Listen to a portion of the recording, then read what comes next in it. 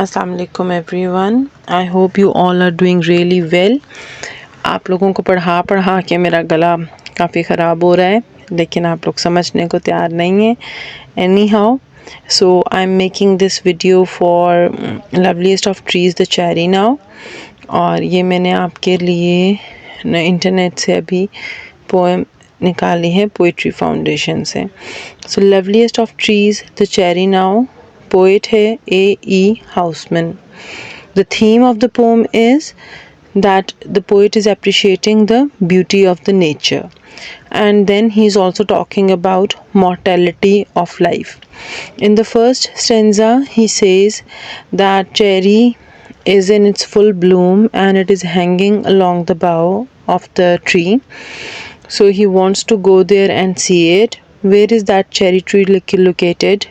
It is located on his way to the jungle. जंगल की तरफ जाते हुए उसके रास्ते में वो चेरी ट्री है।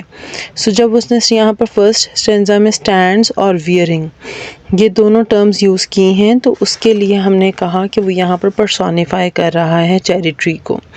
और मैंने आपको आज क्लास में बताया कि ईस्टर टाइड क्या है।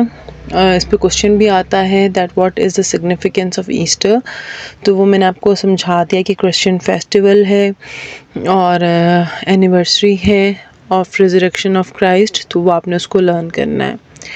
सेकेंड स्टेंजा में जो वो कह रहा है कि now of my 3 years and 10, ये पार्ट है बाइबल से लिया गया रेफरेंस है कि 70 ईयर्स एक इंसान की लाइफ होती है, 70 ईयर्स एक आम इंसान जीता है, 20 विल नॉट कम अगेन। उसमें से 20 ईयर्स वो गुजार चुका है, मतलब उसकी 20 बर्थडेज हो चुकी हैं, अब वो 20 बर्थडेज वापस नहीं आएंगी। सो अभी जो पोइट की एज है वो 20 ईयर्स है। प्लीज़ डोंट फॉरगेट पोइट की एज 20 ईयर्स है।